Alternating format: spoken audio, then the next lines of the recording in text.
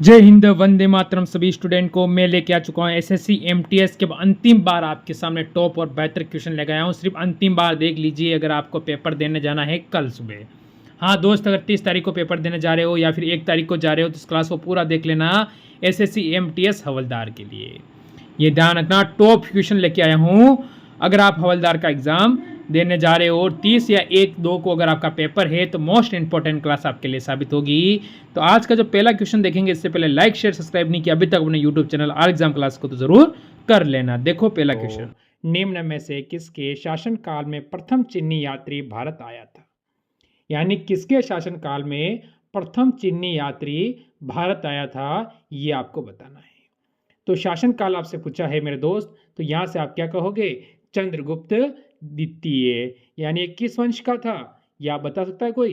ये गुप्त वंश का था मेरे दोस्त, गुप्त वंश का शासक था। ये भी आपको ध्यान यहाँ पर रख लेना है। चलो अगले क्वेश्चन पे चलो। किसके शासनकाल में डायनामिक्स भारत आया था? ये बताना है। डायनामिक्स भारत आया था, बताओ किसके शासनकाल में? जैसे कि चंद्रगुप्त मौर्य, बिंदुसार, अशोक, कनिष्क। अब बताओ आपका उत्तर यहाँ से क्या रहेगा मेरे भाई? और उत्तर आपको कोशिश करनी है कि सही और सटीक दे सके, और कोशिश करनी है कम से कम 21 प्लस का आपका स्कोर हो सके आज के इस क्लास के अंतर्गत। तो मेरे यार आप सभी कहोगे सर बिंदुसार। ऑप्शन नंबर बच्चे बी बिल्कुल सही रहेगा।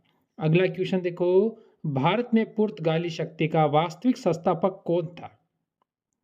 भारत में पुर्तगाली जो शक्ति थी उसका वास्तविक संस्थापक कौन था, ये हमसे पूछा है। अब आपको पता है भारत जो वास्को डिगामा ने भारत के रास्तों की खोज की थी, भारत में आने वाले समुद्री रास्ते की खोज किसने की? तो वास्को डिगामा ने की थी, वो 1498 के अंदर की थी। अब यार बहुत सारे बच्चे कहते हैं सर इसने भारत की खोज की, तो वो आपकी सबसे बड़ी गलती है, क्योंकि ये कहाँ से भारत की खोज करेगा? भारत तो कितने वर्षों पुराना है। ये कब आया था? ये आया था 1498 में आया था। क्या उससे पहले आपको पता है और कोई शासक नहीं था? पृथ्वीराज चौहान नहीं थे? यानी बहुत सारे ऐसे शासक हुए थे, तो आप ऐसा नहीं कह सकते इसने भारत की खोज की। इसने समुद्री रास्ते की खोज की थी वास्को डिगामा ने। ये चीज़ आपके दिमाग में बिठाकर रखना है। तो कौन था? अल्बुकर्क। यानी मेरे बच्चे ऑप्शन नंबर बी यहाँ से हमारा बिल्कुल सही है। अगला क्वेश्चन देखो, निम्न में से प्राचीन भारत में निम्न में से कौन सा विद्या अध्ययन का केंद्र नहीं था? यानी प्राचीन भारत के अंदर विद्या अध्ययन का जो केंद्र था वो कौन सा नहीं था? अगर आप कहते हो तक्षशिला, कौशाम्बी, विक्रमशिला और ये सभी, तो ये सभी अगर आपका कार्ड देता हूं तो फिर आप कहोगे नहीं था। तीनों में से एक ऑप्शन ऐसा है जो नहीं था, यानी 2 ऑप्शन हो जाते हैं। तो कौशाम्बी नहीं था, यानी मेरे बच्चे ऑप्शन नंबर बी। और तक्षशिला वर्तमान कहाँ है? पाकिस्तान में। कहाँ हो जाता है? पाकिस्तान में हो जाता है। बताओ मेरे दोस्त इस क्वेश्चन का उत्तर क्या होगा? सभा और समिति प्रजापति की 2 पुत्रियां थी का उल्लेख किस वेद में मिलता है? प्रजापति था, उसकी 2 पुत्रियां थी। ये उल्लेख कौन से वेद के अंदर हमें मिलता है? तो क्या कहेंगे? ऋग्वेद। इसे हम कहेंगे सबसे प्राचीन वेद, प्राचीन। और इसमें मंडल कितने हैं? तो इसमें मंडल होते हैं 10। मंडल कितने हो जाते हैं? मंडल 10 होते हैं। अजुर्वेद, सामवेद, अथर्ववेद। तो आप क्या कहोगे? अथर्ववेद में यह जानकारी मिलती है जिसमें हमें जादू, इसके बाद टोना,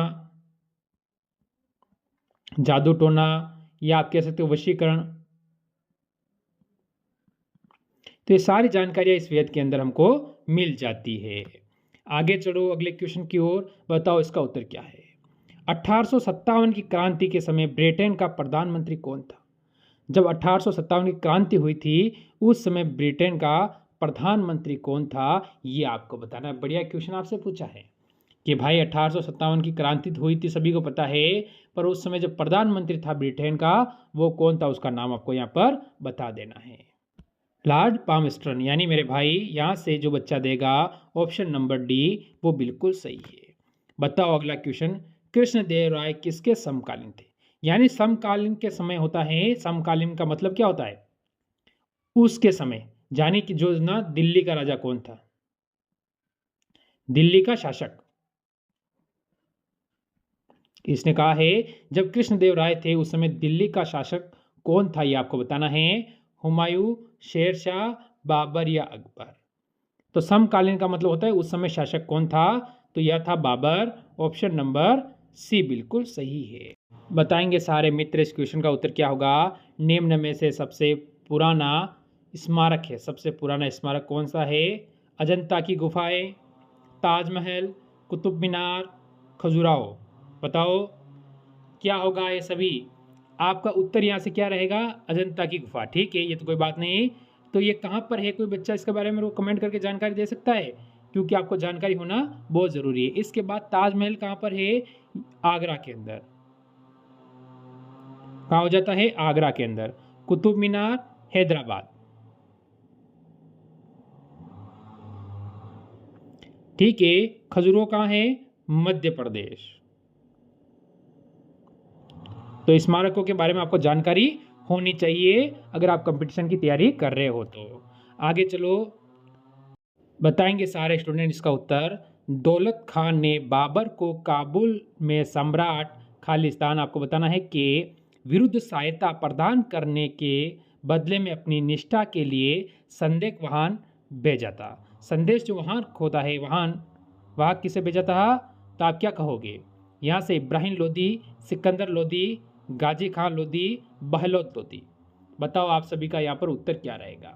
बढ़िया क्वेश्चन आपसे पूछा है मेरे भाई, तो आप सभी कहोगे सर ऑप्शन नंबर ए यानी इब्राहिम लोदी हो जाएगा।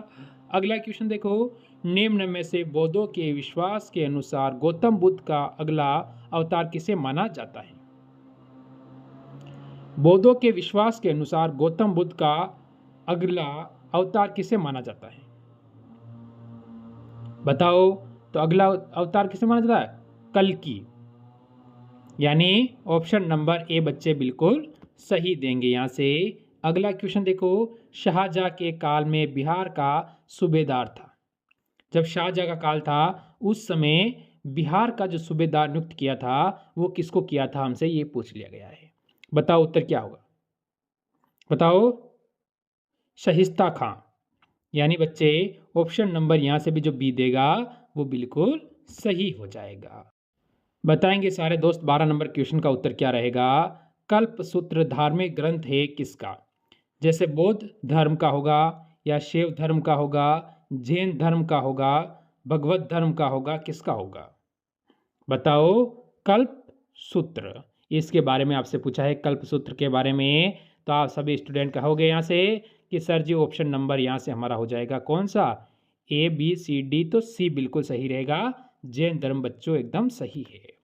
अगला क्वेश्चन देखो, निम्न में से चित्रकला की गंधार शैली का सूत्रपात्र किसके किया गया था। सूत्रपात्र होता है वो किसके किया गया था, किसके किया गया था, यानी खाली स्थान पर उसका नाम लोगे आप, जब भी ये क्वेश्चन सही और सटीक आपका सेट बैठेगा।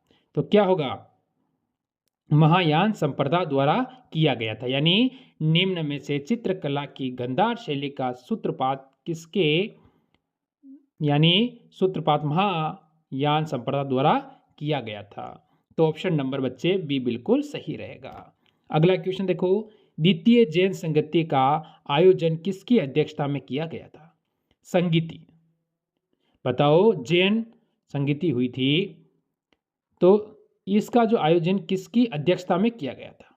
यानी उस समय जैसे अभी आपका कोई कार्य करते हैं तो अध्यक्ष चुने जाते हैं, नहीं चुनते कि जहाँ यहाँ का ये अध्यक्ष है, किसी दूसरी जगह का दूसरा अध्यक्ष है, उसी प्रकार उस समय वहाँ का अध्यक्ष किसे बनाया गया था। तो आपका उत्तर यहाँ से क्या रहेगा मेरे यार, ये आपसे पूछ रहा है। तो आप सभी कहोगे देवध्री, ऑप्शन नंबर बच्चे डी यहाँ से बिल्कुल सही हो जाएगा। अगला क्वेश्चन देखो, इनमें से कौन सा आर्थिक नीति का जन्मदाता था। इनमें से कौन सा है जो आर्थिक नीति का जन्मदाता, वो आपको बताना है। मेरे यार दोस्त सभी बताएंगे कि आर्थिक नीति का जन्मदाता कौन था। बताओ लेनिन, यानी मेरे बच्चे ऑप्शन नंबर सी बिल्कुल सही है, आर्थिक नीति का जन्मदाता। अगला क्वेश्चन और इसका उत्तर बताओ, निम्न में से पानीपत की दूसरी लड़ाई किसके बीच में लड़ी गई थी। बताओ पानीपत की दूसरी लड़ाई, यानी आप बहुत सारे कहते हैं सर अकबर के और हेमू के बीच में लड़ी गई थी, तो यहाँ तक मानने को आता है वो सही है, पर जो पानीपत की द्वितीय जो लड़ाई लड़ी गई थी वो बैरम खान और हेमू के बीच में लड़ी गई थी, क्योंकि उस समय ही 1556 में ये लड़ाई लड़ी गई थी और उसी समय क्या हुआ था, अकबर शासन बना था जिस समय वो 13 वर्ष का था, 13 से 14 वर्ष का था उस समय वो शासक बना था। तो ऐसी स्थिति में आपको पता है जो उसका संरक्षक था कौन था, बैरम खां हेमू, यानी ऑप्शन नंबर बी हो जाएगा।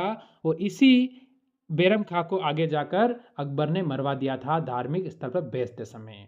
तो आपको क्या करना है, अगले क्वेश्चन की ओर बढ़ना है, बाकी राजनीति बाद में देखेंगे। निम्न में से कौन सा वैदिक युग में प्रभावित लोकप्रिय शासक प्रणाली थी? तो शासन प्रणाली थी वैदिक। आपको बताना है निम्न में से कौन सी वैदिक युग में प्रभावित लोकप्रिय शासन प्रणाली थी। तो कौन सी थी, यहाँ से होगा प्रजातंत्र, गणतंत्र, राज्य शासन और वंशानुगत अनुगत क्या होगा, राजतंत्र। तो वंशानुगत तो ये था, पर इसने कहा है कौन सी लोकप्रिय, तो वो गणतंत्र था। गणतंत्र मेरे बच्चे, ऑप्शन नंबर बी बिल्कुल सही है। अगला क्वेश्चन देखो, 1857 के विद्रोह में कानपुर में सैनिकों का नेतृत्व किसने किया था? 1857 का जो विद्रोह हुआ था उस समय कानपुर में सैनिकों का जो नेतृत्व किया था वो किसने किया था, ये हमसे पूछा है कानपुर के अंदर। तो कुंवर सिंह थे, तात्या टोपे, लक्ष्मीबाई, नाना साहेब, ये सारे ही क्रांतिकारी थे। कौन थे, क्रांतिकारी। अब आपसे कहा है, आपका उत्तर पूछा है, तो आप तात्या टोपे, यानी बच्चे ऑप्शन नंबर बी बिल्कुल सही रहेगा। अगला बढ़ो अगले क्वेश्चन पर, समाधि मरण। ठीक है, समाधि मरण किस दर्शन से संबंधित है? समाधि मरण किस दर्शन से संबंधित है? बौद्ध दर्शन से, जैन से, योग से, लोकायत दर्शन से। बताओ आपका यहाँ से उत्तर क्या रहेगा मेरे दोस्त, समाधि मरण। तो समाधि मरण मेरे सारे मित्र उत्तर देंगे जैन धर्म, यानी बच्चे ऑप्शन नंबर बी आप सभी का यहाँ पर बिल्कुल सही और सटीक उत्तर हो जाएगा। अगला क्वेश्चन देखो, कब अंग्रेजों ने फूट डालो और शासन करो की नीति अपनाई थी? क्या किया था, अब इनके बीच में फूट डालो, क्योंकि जैसे 1857 की क्रांति हुई थी और उनको लग गया था ऐसा विद्रोह अगर वापस हुआ तो उनको भारत छोड़ के जाना पड़ेगा। फिर उन्होंने एक राजनीति अपनाई थी कि अब फूट डालो इनके बीच में, हिंदू मुस्लिमों के बीच में लड़ाई कराओ, राजा प्रजा के बीच में लड़ाई कराओ और अपना क्या है, राज्य करो। तो फूट डालो राज करो की नीति अपनाई थी 1858 के बाद में ये आपको ध्यान रखना है। ऑप्शन नंबर बच्चे सी बिल्कुल सही है। अगला क्वेश्चन देखो, किस गुप्तकालीन शासक को कविराज के नाम से भी जाना जाता है? ऐसा कौन सा गुप्तकालीन शासक था जिसे कविराज भी कहा गया है, यानी गुप्त वंश का वो शासक था जिसे कविराज भी कहा गया है? तो यहाँ कोई न कोई महान शासक ही होगा, बताएंगे मेरे बच्चे इसका उत्तर क्या रहेगा। चंद्रगुप्त मौर्य, इसने कहा है गुप्तकालीन, तो ये मौर्य वंश का है, ऐसे ही काट दोगे। ऐसे अगर आप काटना सीख गए ना, क्या आपको पता है कौन सा शासक कौन से वंश से है, तो आपका आधा क्वेश्चन तो ऐसे सही हो जाएगा। आप कहोगे गुप्त वंश, यानी समुद्रगुप्त, ऑप्शन नंबर सी, जिसे कहते हैं भारत का नेपोलियन। भारत का नेपोलियन भी आप कह सकते हो। निम्नलिखित क्षेत्रों में से कौन सा 1857 के गदर से प्रभावित नहीं हुआ? ये बताना है, गदर से जो प्रभावित नहीं हुआ था वो कौन सा क्षेत्र था? जैसे आपका उत्तर होगा झांसी, चित्तौड़गढ़। तो आप यहाँ से देखते ही लग गया कि इसमें चित्तौड़गढ़ होगा, वो मेरे बच्चे ऑप्शन नंबर बी उत्तर हो जाएगा, ये नहीं हुआ था, ये आपको ध्यान रखना है। इसके बाद तीनों ही ये हो जाते हैं, जैसे झांसी, जगदीशपुर और लखनऊ, तीनों हो जाते हैं। लखनऊ किसकी राजधानी है? यूपी, यूपी का मतलब समझ गए ना, उत्तर प्रदेश की राजधानी है। अगला क्वेश्चन देखो, महारानी विक्टोरिया ने भारतीय प्रशासन को ब्रिटिश ताज के नियंत्रण में लेने की घोषणा कब की थी? महारानी विक्टोरिया ने भारतीय जो प्रशासन को जो था उसे ब्रिटिश ताज के नियंत्रण में लेने की घोषणा कब कर दी थी? कि अब ये क्या है, ये ब्रिटिश ताज यानी ईस्ट इंडिया कंपनी से हटाकर उसे डायरेक्ट विक्टोरिया के अंतर्गत ले लिया गया था। वो लिया था 1 नवंबर 1858 के अंदर डायरेक्ट ही। अब कहाँ से कंट्रोल होता था? ईस्ट इंडिया यानी ब्रिटेन से इसको कंट्रोल किया जाने लगा था। अगला क्वेश्चन देखो, कौन से 3 वेद संयुक्त रूप से त्रिय या वेद त्रिय कहलाते हैं? बताओ। तो ऐसे कौन से हैं? देखो मैं आपको बताऊं, अथर्ववेद दिया है तो तीनों ही काट दो। जहां पर अथर्ववेद लग रहा है तीनों ही काट दो। अब आपके सामने है ऋग्वेद, यजुर्वेद और सामवेद। ऋग्वेद की जानकारी मैंने अभी आपको दी थी, यजुर्वेद में यज्ञ की जानकारी मिलती है, मंत्र वगैरह, और सामवेद में संगीत की जानकारी आपको मिलती है। ये चीज़ें इनके लिए इंपॉर्टेंट होती है, वो आपसे पूछी जाती है, तो ये चीज़ें इन वेदों से आपसे पूछी जाएगी। तो यानी बच्चे ऑप्शन नंबर ए बिल्कुल सही है यहाँ पर। चलो कोई बात नहीं। निम्न ब्रिटिश व्यक्तियों में से किसने स्वीकार किया था कि 1857 का जो विद्रोह था एक राष्ट्र विद्रोह था, यानी राष्ट्र विद्रोह था, यानी अपने भारत को आज़ादी के लिए जो विद्रोह लड़ा गया था उसकी बात हो रही, यानी एक राष्ट्र के लिए लड़ा गया विद्रोह था। वो कौन से ब्रिटिश व्यक्तियों ने ये स्वीकार कर लिया था? बताओ आपका उत्तर क्या रहेगा? डिसरेली, यानी ऑप्शन नंबर बच्चे बी बिल्कुल सही है। तो ये थे आज के 25 क्वेश्चन। कमेंट करना कि आपका स्कोर कितना रहा है। कम से कम 22 प्लस का स्कोर तो आपका होना ही चाहिए। तो मिलेंगे कल इसी समय एक और क्लास के साथ। आज की इस क्लास से लेंगे अलविदा। सभी स्टूडेंट को मेरी तरफ से जय हिंद, जय भारत।